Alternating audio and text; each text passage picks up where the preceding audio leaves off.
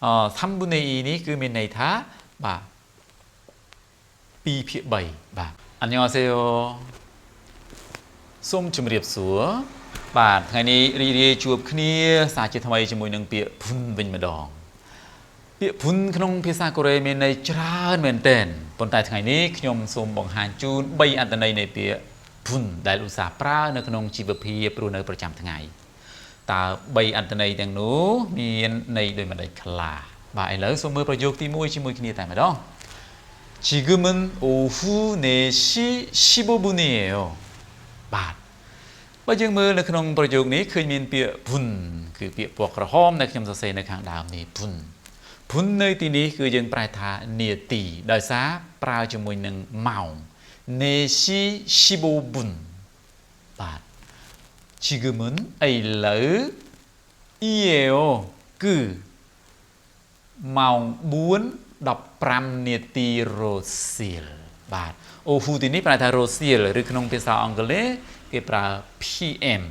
បាទ ដូច្នេះ ភុន នៅ ទី នេះ បាទ ប្រែ ថា នាទី នាទី បាទ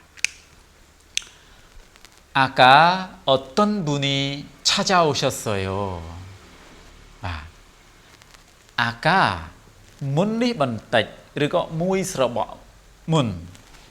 어떤 분이 មាន មនុស្ស ម្នាក់ បាទ ភុន ភុន ទី នេះ គឺ ប្រែ ថា អ្នក ប៉ុន្តែ មិនមែន អ្នក ភាសា អង់គ្លេស you នោះ ទេ អ្នក នេះ គឺ មាន ន័យ ថា មនុស្ស ពាក្យ ភុន នេះ មក ពី ពាក្យ 사람 បាទ 사람 ប៉ុន្តែ ក្នុង ភាសា កូរ៉េ ពាក្យ សម្រាប់ លើក ដំកើង ឬ ក៏ ឲ្យ តម្លៃ ទៅ ដៃគូ ដែល យើង ប្រែ ថា មនុស្ស ឬ ក៏ អ្នក បដូរ ពី 사람 ទៅ ជា ភុន តាមពិត 어떤 사람이 어떤 사람 ប៉ុន្តែ បដូរ 사람 ទៅ ជា ភុន ដើម្បី ឲ្យ ជា ការ គួរសម 어떤 분이 បាទ មាន មនុស្ស ម្នាក់ 찾아오셨어요 បាន មករក បាទ ឧទាហរណ៍ ថា ពេល ម្ចាស់ ផ្ទះ យើង អត់ នៅ ផ្ទះ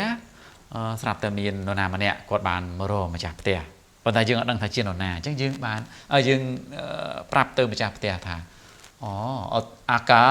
어떤 분이 찾아오셨어요 បាទ គឺ និយាយ បែប នេះ ទី 3 그 가게 손님 중 약 3분의 2가 외국인이에요 បាទ អញ្ចឹង យើង មើល នៅ ក្នុង ប្រយោគ មួយ នេះ បាទ មាន ពាក្យ ភុន ដែរ ភុន ពណ៌ ក្រហម បាទ ភុន ពណ៌ ក្រហម នេះ គឺ មាន ន័យ ថា ភាគ បំណែក ចែក បាទ អញ្ចឹង 3분의 2 2 ភាគ 3 ប៉ុន្តែ នៅ ក្នុង ភាសា កូរ៉េ គេ អាន ខាង ក្រៅ មុន គេ អាន ទី នេះ 3분 3분 ប៉ុន្តែ ទី នេះ បញ្ចេញ សំឡេង a 3분의 2 នេះ 3 បាទ 3분의 2 បាទ 2 ភាគ 3 អញ្ចឹង 약 3분의 2가 ប្រហែល ជា ប្រមាណ 2 ភាគ 3 ក្នុង ចំណោម ភ្ញៀវ ហាង នោះ គឺជា ជន បរទេស បាទ បាទ ប្រយោគ នេះ ឧទាហរណ៍ ដូចជា គេ ធ្វើ ការ ស្រាវជ្រាវ ធ្វើ ការ សិក្សា អំពី ភ្ញៀវ នៅ ក្នុង ហាង មួយ ថា តើ ជា ប្រភេទ ភ្ញៀវ បែប ណា អញ្ចឹង តាម រយៈ ការ ដែល គេ ស្រាវជ្រាវ មក ឃើញ ថា សម្បូរ ទៅ ដល់ ជន បរទេស គឺ ប្រមាណ ជា 2 ភាគ 3 បាទ សរុប មក ពាក្យ ភុន មាន ន័យ ច្រើន បាទ ប៉ុន្តែ